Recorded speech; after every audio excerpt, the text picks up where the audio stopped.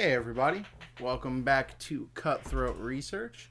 I'm Tyler, and as always, I'm here with Ryan. Hello. And we're here to talk about Keyforge. So, what's new? What's new this week? What's going on?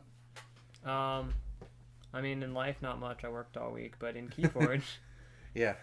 there is some new news that we both caught wind of regarding weekly tournaments and Amber Shard gain from events, which is really cool. They're basically giving us twice the opportunity to get Amber Shards to redeem at like Vault Tours and stuff like that, which is great. I'm always down for more Keyforge. I think our local is going to try to do it back to back on the same day because we can really only get our community to gather on like Saturdays. Yeah, I mean you have the article open if you want to skim through and review. I know I got a brief description of it and tried to read some of it, but I'm just hyped in general. I'm still stuck on set 3 hype, but Yeah. So, actually yesterday, they announced that they're gonna local stores, friendly local game stores, can order what's called a leaderboard kit, and the leaderboard kit comes with everything you need for 3 months worth of leaderboard prize support. Yeah. So basically, as it's explained in here, is your weekly chainbound event that your locals can hold. They can hold one a week. You get chains for playing in it. It could be Archon or sealed, and you also get Amber Shards, one for entering and one for each win. Mm-hmm. Now they can also hold a weekly sealed tournament that will give you one Amber Shard for entering and one for each win. That won't chain up the deck. So that also alleviates the problem with having like sealed chainbound tournaments. Sometimes you get a deck you like, but you get chains on it immediately. Yeah, then you're like not you go 3-0, motivated. 4-0, and then you're like, I don't know if I want to play this deck with 4 chains. Right. I really like this deck with 0 chains, but now that it has 4 chains, do I really want to bring it to Archon and like risk that week? And I feel like because of the monthly rewards, I feel like that's going to incentivize people to play more of their competitive decks. Not that people aren't to begin with, but I know like me, for instance, my highest deck's like an 86 and a couple of 85s, and like I'll switch between those 3 decks like all the time just because I'm trying to like figure out which one I like. But with the monthly rewards, trying to get in that top 4 seeding to get those alter art prize support decks, it's kind of motivating me. This article definitely made me rethink like how do I want to continue playing Keyforge, and I want to try to stick to one deck more until I get an abundant amount of chains on it. Like yours, you're at like 15 chains or something like that. I don't have any decks that high. Yeah. But I think it's going to make people reevaluate what they want to bring to these tournaments, opposed to just going and playing for fun versus, if this month is the month where you could do well, or you win first place at the first tournament for the month, now you're motivated to try and, push that to the next level and get first place for the whole month and get those top prize support. Yeah, let's actually take a second to talk about because I don't think we touched on that yet. The monthly rewards. So these tournaments, as well as giving you Amber Shards, in November they're going to be starting to have leaderboards. Hence the leaderboard. Yeah. Pack. And they'll be month by month leaderboards that reset at the end of each month. Yep. And the top 4 Amber Shard earning players at each store will receive a deck from the prize kit. Right. And these decks, they say, contain alternate art cards. So each deck will have 1 card. I believe Alex has confirmed that it is just 1 card. 1 card per deck. But you can get altered. multiple copies of that altered card in the deck. Right, so if you get a Playgrat deck, the Playgrat gets altered. All 6 of them are probably going to be altered. Correct. Yeah. It will be all of the version. You can't get mixed matched. Right, he said right. It'll all be altered if it is one. But he didn't really go into great detail if you get multiple altered in a deck, cards right. in a deck, like Right. different actual cards. Sure. I'm cool. cool with it either way. I think this sets like a huge precedent for a bunch of different things. First and most importantly, they're giving us a reason to go to locals. Yep. So anyone who can't go to Vault Tours or places like us, we live in Florida, which is the closest Vault Tour to us was Atlanta. And it was sealed.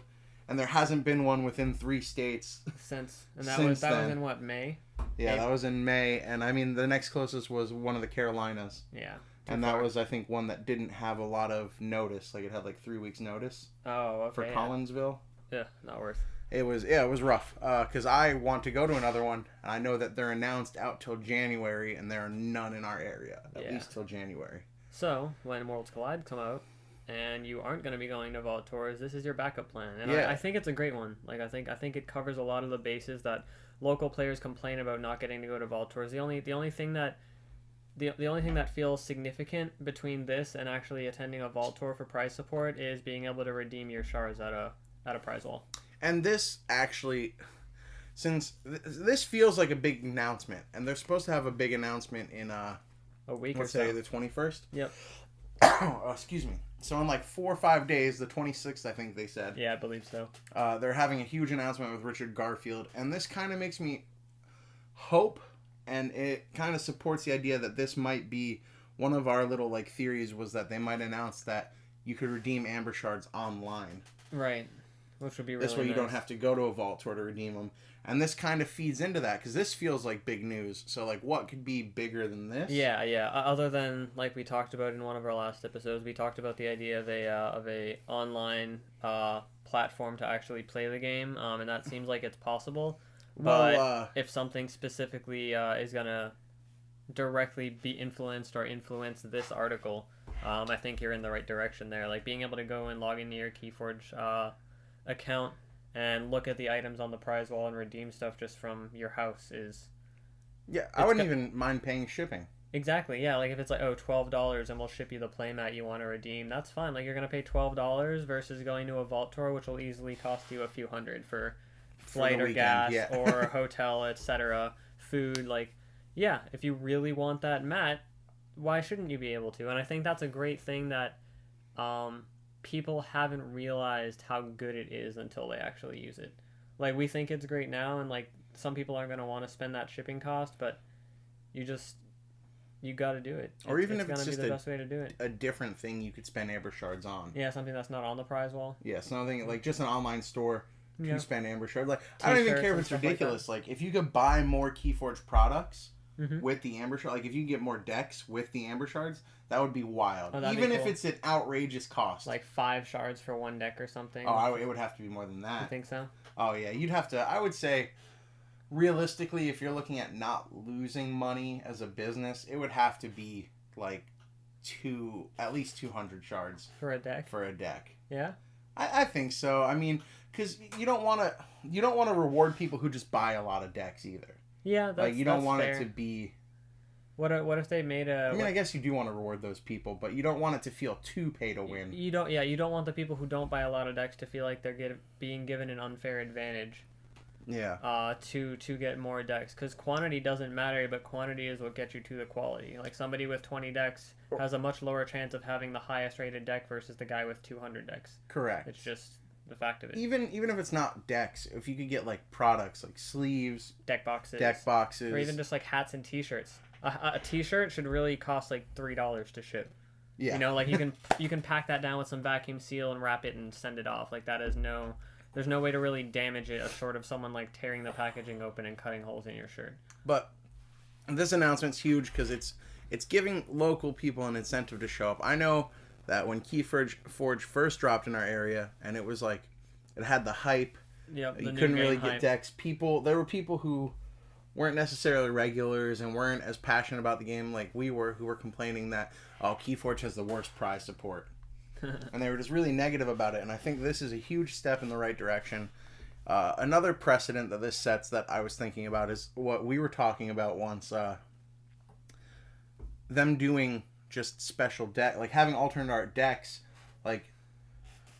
Think about the alternate art. Maybe the one in October might be Halloween themed. Maybe the one around December is Christmas themed. Right. Just having cool little cutesy things that you could do with the decks because of the way the game is.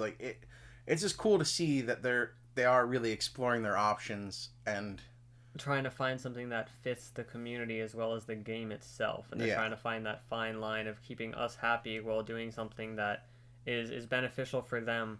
And World of Warcraft did that too. Like World of Warcraft had a lot of cool prize support that fit the theme of the seasons and the holidays and stuff. So I like to see that kind of overlap into this game. Whereas like Yu-Gi-Oh, Magic has done stuff, but Yu-Gi-Oh and Magic tend to not do things that are directly like holiday specific. I know Magic had like a Christmas themed like box or something at one point. That was a while back. But yeah, constructed games, they have to be careful with their promos because if you make a card that you can only get for going to an event, that card's gonna go up in value even if it's decent. Like as long as it's not a bad card, it's gonna have value because of its if it's playable and there's any kind of combo with it that adds to its value at all, it's gonna skyrocket. Like it happens at least when I played years and years ago, like a decade ago in Yu-Gi-Oh. Like what was it? Elemental Hero Stratus. Yep. He only came out with a magazine. Yep. That was the only way to get him was to buy the magazine, and he was super competitive. Yep. And like I remember his release weekend, like there was a tournament that same weekend, and he was legal to play, and it was crazy. Yep. It was like a $10 magazine, but the card in it was like $100. Yeah. For like months, and they ran out of them, and they had to just eventually it got reprinted, and that was the only. It had to be reprinted, yeah. And the same thing happened with another Elemental Hero, the Shining Fusion, that was only in the manga. And I don't know if I played at that point. It was much later. It was during the time that me and our friend Floyd was playing, but he wanted to play Heroes, and that was a $10 book that you bought, and the card was $20 the day that the book came out. Yeah. So like everywhere you went to find it, like you literally just had to get lucky, and if you did get lucky, you bought every single book on the shelf because you know you were profiting just from buying retail product. And which is bad. Like that's a bad thing for any secondhand market community collector. Like nobody wins in that scenario. And that's the thing that Keyforge has an advantage on. Even, not saying that they will, but even if they printed cards in decks that you could only get for playing at locals, that doesn't give you an advantage over everyone else. You just have different cards.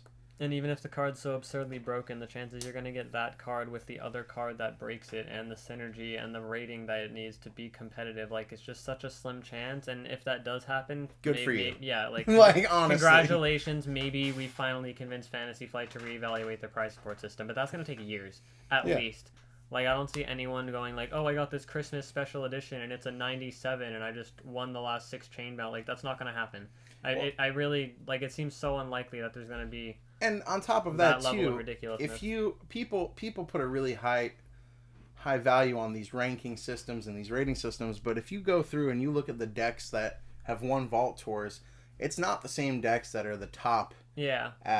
On decks of Keyforge. And if that was the case, then why hasn't someone just outbid the 107 on decks of Keyforge and used that at every Vault Tour and won them all? Like, you know what I mean? Like some millionaire who enjoys the game could have done that by now, but that's not how you win. That's how you can value a deck and verify the capabilities, but that's not how you win at Keyforge. Yeah, I mean we've had players. I'm blanking on his name now, but he top 16'd an event with like a 60. A 60 something, yes, I forget his name too. I saw him in the group chat. I mean, it's widely agreed that like if you're under 75 SAS, you're kind of your deck's working against itself. Yeah, your deck's not very competitive and doesn't have what it takes to be a top deck or get the recognition that those top decks do, and this guy did it. And that just goes to show you that the ratings aren't everything. If you dedicate enough time to a deck that's in its 60s, if you put the time in to learn the game and practice like good plays. It takes a lot for a deck to not have the potential. Yeah, you could play. I mean, unless your deck has 3 First Bloods and no creatures in Brobnar. It takes a very specific scenario to make your deck not playable. Period. An experienced player with a below average deck can still outplay an inexperienced player with an amazing deck. Yes. Absolutely. It'll be probably about the same level. Right, and they might struggle to do it, but in a vacuum, they should win most of the time with that lower rated deck just because of their understanding of the game. I might be a little optimistic, but I do feel that this game does take into account player skill a bit more than other games do. Yeah. But I'm super hyped about the leaderboards. We have two local game stores in our area that hold events regularly. Yep. The other cool thing about it is if an event doesn't fire, it doesn't really hurt anything. Yeah, nothing. There's no penalty for it. So even if you're in an area that doesn't have a huge showing, say you only fire 2 or 3 tournaments a month, the top 4 players are still going to get rewarded. If you live in the middle of nowhere in Texas or something, and there's one comic shop in a 50-mile radius, you can get 1 tournament a month. If you can get 8 people to show up one time, or what is it, 6 people, 4 people? I think you only need 4 to run a chain bound. So you and 3 friends could meet up at a card shop, have 1 tournament for a month, and I'll get top 4, and then split the prize support for the leaderboard box. There you go. Done. No problem. That's all it takes to actually. It meet might the be an expensive tournament. Yeah. It might cost you a $10-15 entry fee or something. Because these stores, your local game stores, do have to buy the kit. Right. And I imagine it's not being provided by Fantasy Flight. It has to be invested upon by your LGS. But you should support your LGS and do that. That was just what I was going to say. You tell them you want to see this leaderboard box at your store, you want to participate in tournaments, and you want to get in on that sweet alter art prize support. That's what you need to go tell whoever runs your game store nearby. Yeah, build a community around it. Talk to people. I mean, this is really cool. I like that Fantasy Flight's doing this. I think it's only going to benefit the game. It's a step in... I want to say it's a step in the right direction, but I don't think we've seen many card games do anything like this before. So it's a step in a new direction, and it feels like the right direction. I think that's the best way to put it.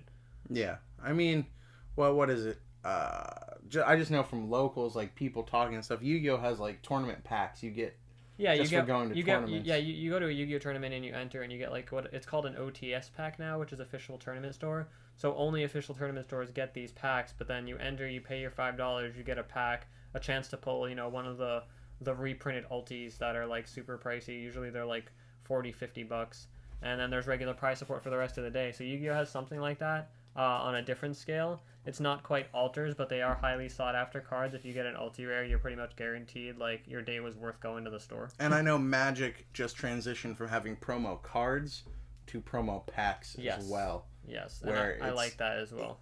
It feels good. I like how Keyforge is doing it. I hope we see different things too. I like alt arts. I hope in the future we see maybe like alt arts around, like we said, the seasons. That would be really cool. Just holiday or themed. Just themed alternate arts would be great. Maybe even like you could do foils one prize support month. I was gonna say I think if they do their big reveal and they next week, if they say something along the lines of, well, you can redeem your Amber Shards online. Wouldn't it be cool if you could just be like, hey, I want this deck to be foiled out? And that would have to be so expensive. I mean, it could be 500-600 Amber Shards or 1,000. Like, it could be so much. But the idea that they could even like give people that option, like, that would be cool. Amazing. I don't know if the printing press quite works that way, because I remember reading from one of the people who work, I can't remember if it was Alex or Brad or someone, said in the Keyforge group once that the reason that if you lose a card they can't just print you a new one is because the way the printing press works, it can't repeat the algorithm more than once, so they don't have a way to print the same deck. They don't have a secondary printer to pick and choose from the algorithm. It's just all embedded into the printing system. Interesting. Something along those lines. They didn't go into great detail, but that's kind of how they made it out. I understand that. It would be. It would cause them too much trouble. Costly to have to reprint a single card. Yeah, that makes sense. But maybe as a whole deck, who knows? Right. Yeah, exactly. And doing foil on cards has a whole nother like world of stuff that goes to it. But it'd be interesting to see. Or maybe you don't have to get it foil. Maybe you can just request your whole deck get alter arted. Then they don't have to worry about foils. I think that'd be a cool prize for like the world champion. Yeah, alter art the whole you get that deck as a foil deck or something like that. I'm just trying to think of other things that they don't have at the prize wall already that could be part of like what would motivate you to spend Amber Shards at home that are different from going to a Vault Tour, you know what I mean? I don't even know. Yeah, I don't know. They have great stuff, honestly. I like their prize wall even as it is. I mean, a mat is pretty reasonable at 70 Amber Shards. I finally have enough Amber Shards for a mat. That's awesome. The next time a local player hits a Vault Tour up, if it's not me, then I need to redeem that. I definitely want one of these cool mats. Yeah. Also, let's... What else we got in the works? Yeah, let's talk about our store on the 5th is having the store championship. Yep, that's about 2 weeks out. So, if you live in Southwest Florida... Or anywhere nearby. We're in Cape Coral. It's about 40 minutes north of Naples. Yeah, 2 hours south of Tampa, 2 hours north of Miami. Yeah, we're right in the middle of all the popular places. Yeah. But if you're in the area and you want to come to a store championship at Cool Comics and Games, October 5th's the day, guys. We'll October find out 5th. exactly what time the start is. It's probably going to be earlier than our normal. Our normal tournament start at like 4 o'clock. Yeah, it'll be around 4 or 5 if I had to guess. But they're doing best of 3, right? No, it's still going to be best of 1. Oh, okay. I know that was brought up, but never really decided. Yeah, we didn't want it to. He didn't want it to be all day. Sure. And that helps. That helps the player count too. Some people don't have a whole Saturday to dedicate to it, so we wanted to maximize people. But that's the Bingo Bang Bang mat, right? Yep. Nice. 1st through 4th get the Bingo Bang Bang mat. That's excellent. And it's a cool chance to play some of your better decks without chains. Yes, that is probably the biggest highlight of these store championships is that 15 chain deck that Tyler has. Now I have to remember that he has it and remember that he's not going to have chains for it in 2 weeks. Yeah, I'm trying to psych people out. Not only am I trying to get more chains on it, but I feel like if I bring it to the store championship, people are going to be so used to playing it handicap that they're going to forget just how fast it can be. I don't even know what I'm going to play for the store championship. I might not play that deck. I don't know yet. Play. I've been practicing a lot with that deck. I just want to win a mat. I think me and Floyd are the only people in our squad that haven't actually won a mat from an event yet. We've actually had a huge surge of new players. Yeah. In the past 2 weeks, we've probably gotten 6 new people into the game. Yeah, not playing regularly, but we have 1 or 2 new regular tournament attendees.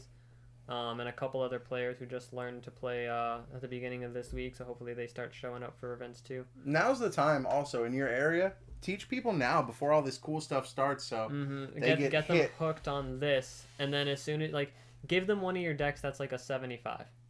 Just hand it over. Find a deck that you're not a huge fan of, but it's rated high enough to be competitively viable. Give all your friends a 75, have them come play for a few weeks, and then tell them November is when the next stuff comes out.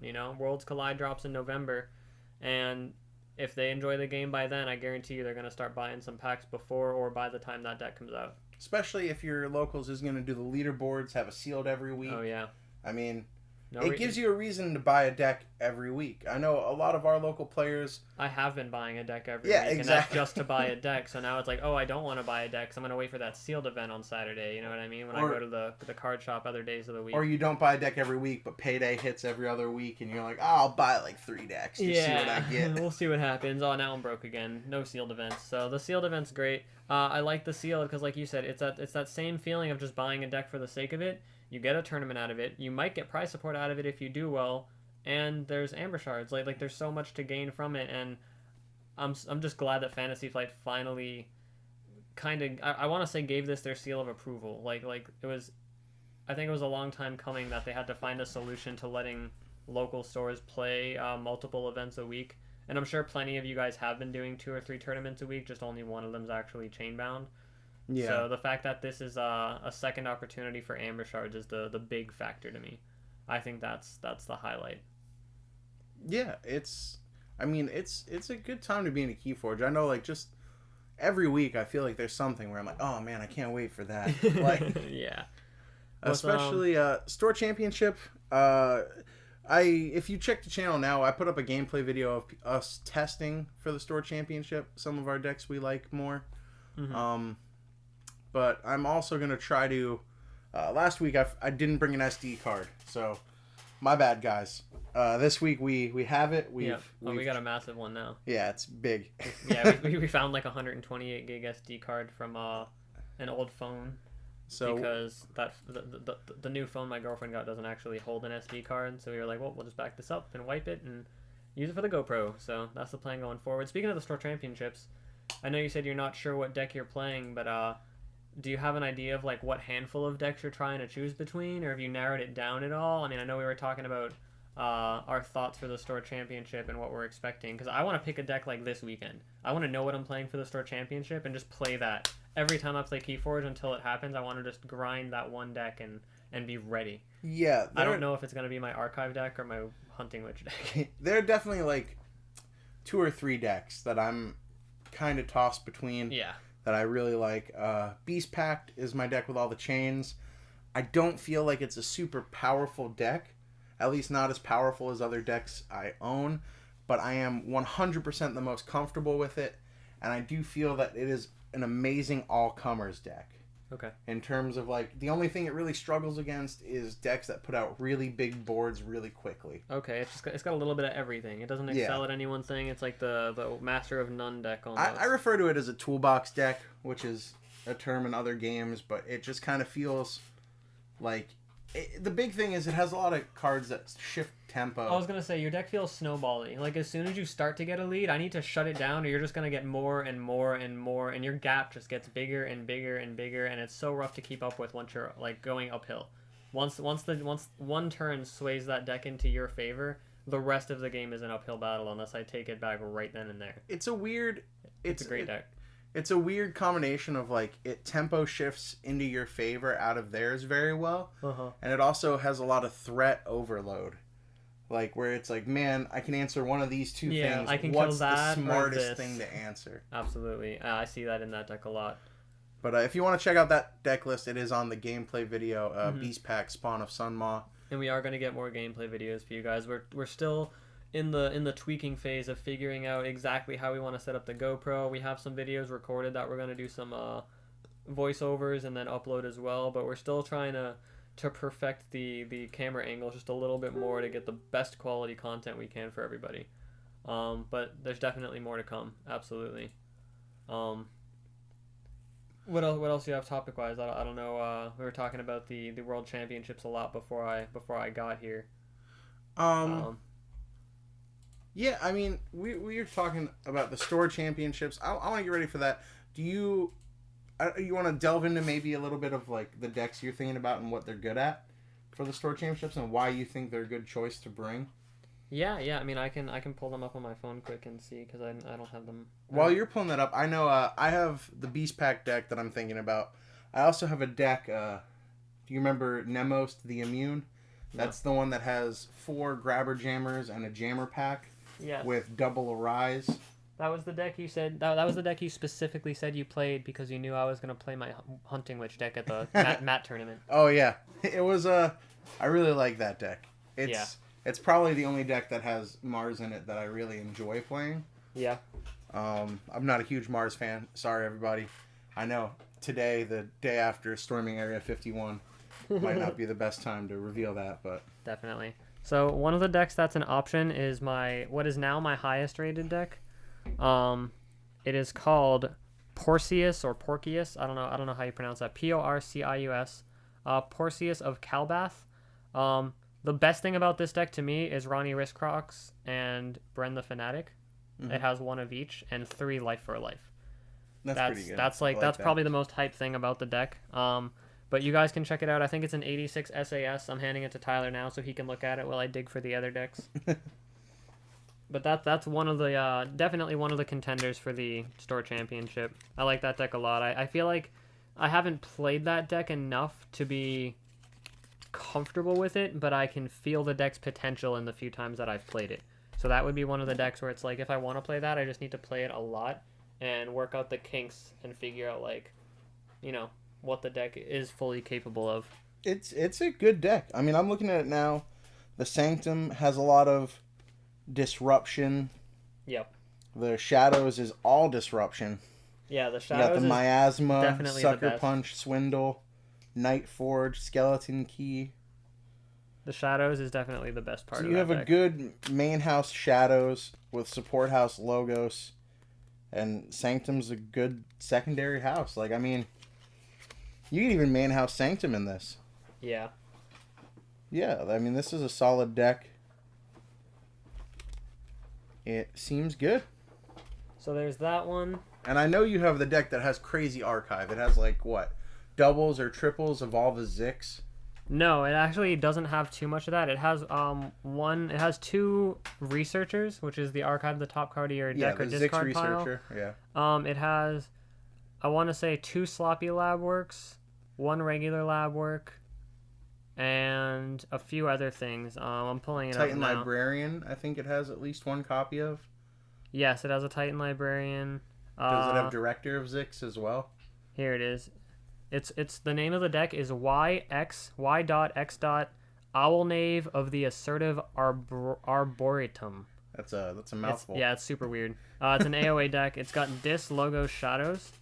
And yeah, the logos, let's see, it's got a Hex Peon, a Lab Work, a Titan Librarian, a Titan Mechanic, Wild Wormhole, 2 Researchers, Interdimensional Graft, 2 Sloppy Lab Works, and then a Curator and a Quantum Finger Trap.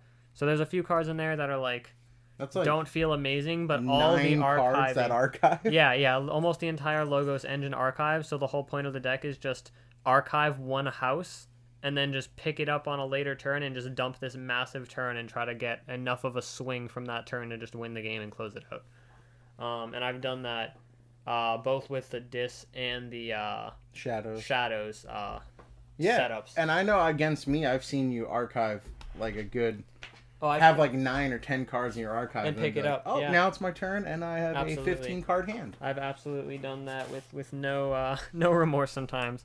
There's a gold camp in there too, which has won me some games and lost me others, and I think the gold camp probably the thing that concerns me the most with the store championship. Now, I know it's a weird thing to consider, but are you worried about silver bullets in decks like that? Like, I know people don't play decks with Desania for Desania, but sometimes they're just in a deck people like. Are you worried about someone just slamming Desania on you and getting like 10 amber? I feel like every deck has a card or two that just shuts them out, so I'm not going to let what my opponent could have factor into what I'm going to play.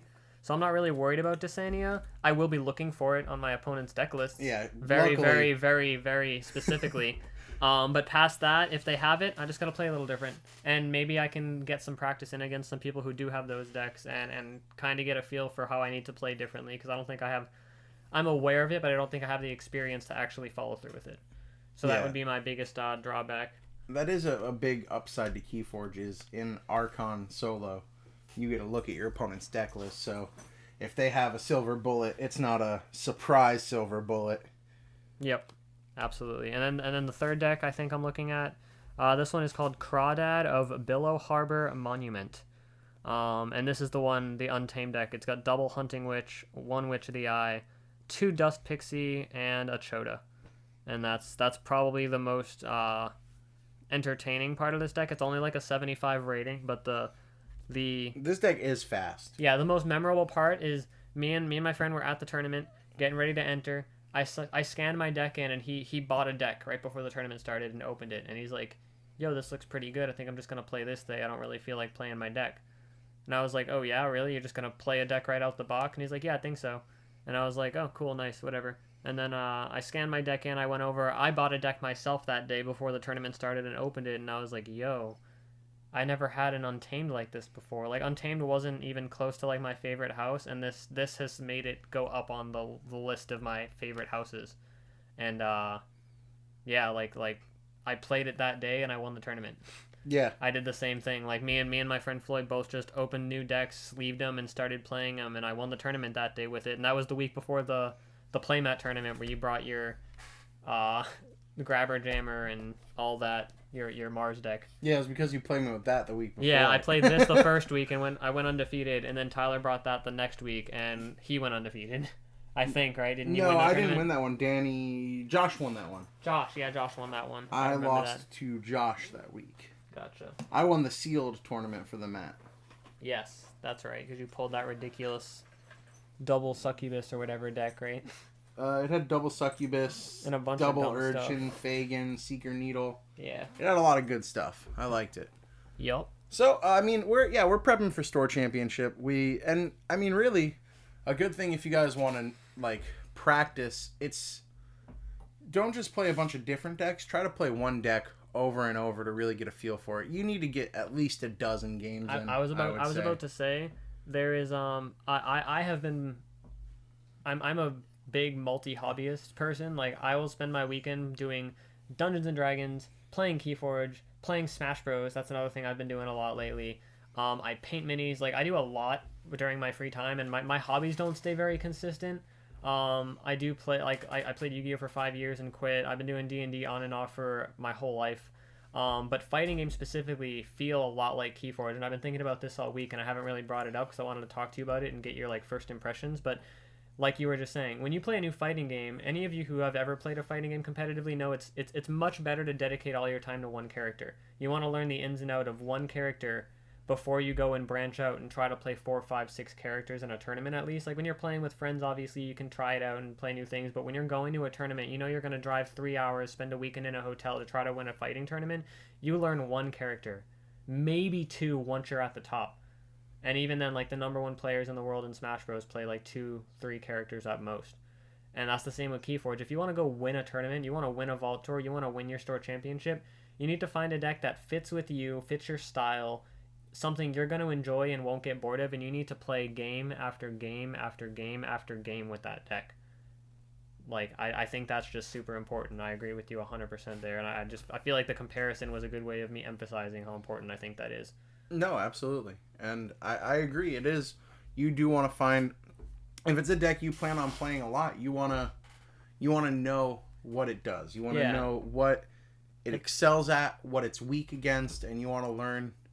If you don't have a very good intuition, I don't know if I want to use the word intuition, or like if you don't have a good eye for like theory crafting almost, like if you can't really just like in your head metagame on the fly. Oh, what if this happens, what would I do? The best way to get the experience is to just play the games. Yeah, because situations will come up and you'll learn based on how you react to them what works, what doesn't. Right. I was saying in the gameplay video, like with the Sting, even in that video, I don't feel like I played the Sting right, but now I know what the right would have been, and you can use that to influence your decisions in the future. Yeah, absolutely. And also you learn when you're making, like, I played the Sting in that game, even though I was slightly ahead before I had a key, which I hate doing, but I did it to kind of stop him. Yeah, you were trying to slow him fast. Yeah, you were trying to slow down his game. You learn the way other people play around certain cards. Yes. And that's just as huge as learning how to play your own cards.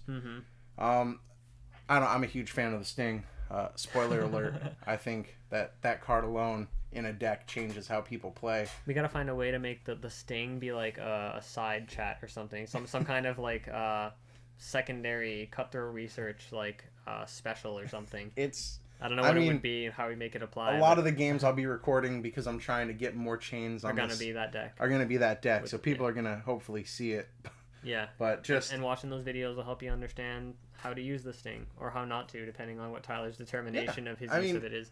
The big reason I like the deck, even though I don't think it's one of my more powerful, is it has a lot of cards like that can make or break your game. Speed Sigil's another one. Yeah. Speed Sigil can be huge, but when you look at your opponent's deck list, you need to be aware, like, oh, they have a lot more reap abilities than I do. Right. Like, they're going to take advantage of this. They have 3 Witch of the Eyes, and they're going to start picking up their Nepenthe Seeds and Chodas. I don't want that. Like, I need to plan ahead. Yeah, exactly. And that's the thing, too, is we talked about before, like, there was an episode where you and I discussed, like, what do we look for when we look at our opponent's deck, or when we look at our own deck, when we pull a deck straight out of a box. Like, what cards do we look for that seem significant? And when you're pulling a deck, there's one list of cards, and I feel like when you're looking at your opponent's deck, the list of cards you need to be looking for are going to be dependent upon what you're currently playing, like we just talked about. Like, my archiving deck, I have to look for Dysania. Even though in other decks you would just be like, who cares? Out of those 3 decks that I just mentioned to play at the store championships, the only time I'm going to actually be checking for Dysania specifically is if I play my archive deck. Otherwise, I'll probably overlook it and it'll just be another card to me. And you guys need to take into account what your deck's faults are and what cards directly influence that fault to the point where it could win or lose you, make or break you a game. Yeah, for sure. I mean, not only should you be looking at... I feel like there's levels to it. Like, when you first look at your opponent's deck list, you should definitely look at first, alright, do they have any mass steal? Do they have any board wipes? Any key cheats. What can take me off a key? What can put them on a key? Like, that should be your baseline. But then also, it's like, okay, what hurts the deck I'm playing specifically should be the next question. It's like, what does my deck do well? Does it have things that stop me? Right, and I think that... But then there's a tertiary one that I don't think a lot of people look at, and I know that it's something that I look at. It's like, what do they have that they think helps them, but actually helps me? Yeah. And those are things like Speed Sigil, when you have a deck with a lot of reap effects. Grump Buggy. Grump Buggy, when you have a deck with a lot of 5+ creatures. A ton of big creatures, right. Your opponent might not consider that, and if they play at turn 1, that could be their downfall. that one card could be like, oh well, I don't have any board wipes, and now all my keys cost 12. There's no way I'm gonna win this game. Like that's just something that can happen. Even like they have a Heart of the Forest deck that's really good, but you have the key cheat. Yes. You know, yes, like absolutely. now it's gonna work against them, and they think that it's their they ace have in the this hole. lockdown combo. Yeah, exactly. They think that they just outplayed you to a T, and you're just like, well, here's Machota. I mean, every card game. I don't think a lot of people acknowledge it, but there are two games going on. There's the game on the table, and then there's the game in your head. Because you could not only is making the best play the best play, but sometimes making the worst play is the best play. Right, and that all depends on what information you have, because you and your opponent throughout an entire game, you're playing the same game, you're sitting across from each other at the same table, but everything going through your head and their head are completely different things every single step of the way. Unless you have like a card, unless you have a Professor Stutterkin with rocket boots, and unless you have some ridiculous combo where you're both aware that that is what's causing you to pull ahead, you're probably thinking of a whole different world of things that they are. And you trying to get in their head and figure out what they're thinking is a massive improvement on your like success rate. If you can figure out what your opponent's thinking and what their plan is while they're planning it, that can win you a game in its own, regardless of the cards in your hand.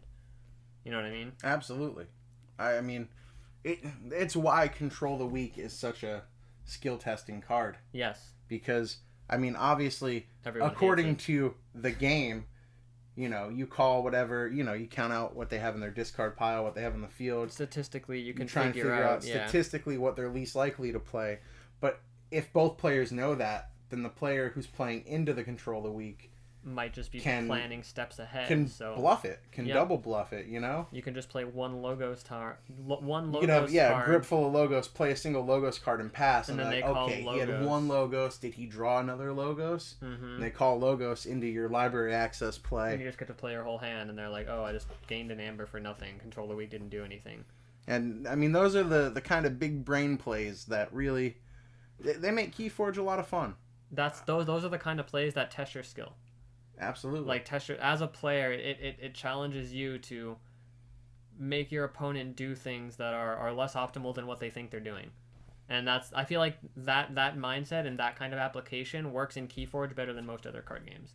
Yes. Because in constructed games, your mind's like, okay, well they have this specific deck list, they have these cards, they haven't used this yet, I know they're gonna do that. That kind of applies to Keyforge, but when we just said, like with Control the Weak and other cards, you can do things to manipulate your opponent into using those cards. It's not like you're forcing them to do it, but you're giving them the opportunity to make a misplay, and they're not even aware that a misplay is happening because they can't see your hand for that Control the Weak. And other examples I'm sure exist. That's the easiest one that comes to mind. Yeah, I mean, obviously both players are playing the game, Mm-hmm. but I'm more often than not, if I'm not exploding, if I'm not playing the game more than my opponent, I'm Right. trying to make them play my game. Yep. If that makes sense to people, I'm trying to make people respond to my plays, unless I'm just making a play so big that they have to do something. You're trying to make your opponent feel like their back's to the wall. Yeah, it's kind of a chess game. I think that's how it's intended to be. I think that's Mm-hmm. why they chose to use the term check for the keys, because during your opponent's turn, it's really like you're setting up, and then it's their turn, and it's like, okay, how will they respond to what I did? Right. And it's I don't think people give the design of Keyforge enough credit. They're people are really quick to call it random. People are really quick to call it luck based, but I think it is a very intricate and mechanically sound game. Yeah. Yeah, I think the RNG is like it's not bad for the game. Like it's hard to argue that RNG is good for competitive anything, but I don't think it's bad for the game. Like plenty of you guys play some mobile app on your phone where you get these loot crates and you just get the most random RNG items out of it. And you still play the game and you can still eventually reach like the end game content and all that. Like RNG doesn't hurt games as much as people think it does. And in a competitive structure, I understand the caution from competitive people to let RNG be part of their like regular like ecosystem or community. But like this is the game that like takes that mobile RNG loot boxy mindset, puts it in the real world as like a tangible object, these decks, and it doesn't feel that bad. Like I feel like there's a lot of gripe that doesn't need to be there. I agree with you. This is the one game where when I do get salty, it's over by the time I play the next game. Yeah. Like very rarely does something put me on tilt for an like entire the next night. Day, yeah. You wake up the next morning and you already forgot what happened. Like that's how it not should even be. the next morning, the next game. Well, I know. Yeah, I'm just saying. There's plenty of other games where the next morning you'd still be thinking back to that one misplay, that one day. You know, like round 3 of yesterday. Like, dang, I wish I didn't do that. I wish I didn't do that. But yeah, I agree with you too, and I think that just says a lot for the game, being able to get past those like quote unquote misplays that may or may not have even been misplays. It might have just been, like you said, sometimes making the worst play is the best option, and knowing when that's the case is another check of player skill. But I think that's gonna wrap it up. That's for us, a good guys. wrap. Yeah. We got a lot of stuff to be excited for. Yeah. Leadership kits, store championships. I'm excited for them to announce when the Prime Championships are happening. Yes. Those bigger tournaments that give you winner gets an invite to Worlds. That will be awesome. And I mean, I feel like this game's going in the right direction. Even our local game store says like just the sales of everything. I know he can't keep set one in stock at all because they're not letting him order that much at a time. Mm-hmm. But as soon as he gets a box or two in, it's gone in a week. Like, and then even set 2 is still selling fairly well. When there's no set 1, people are still trickling through set 2, but set 1 definitely pulls in money for our store. But that's gonna be us for this week. Yep, we'll see you guys soon. We will be back next week. We will definitely try to get some content on YouTube for you guys, some gameplay videos. So yeah, make sure you like, comment, subscribe, tell your parents, your friends, etc. Definitely teach your parents and your dog how to play Keyforge and bring them to the card store. If anyone sends in a picture of their dog playing Keyforge, I'll send them a deck. I don't even care. You guys heard it. You guys, and don't forget 100 subscriber milestone. We're giving away a deck as well, a triple Cutthroat research deck. All right, guys. We will see you next week. Bye. See you guys. Bye.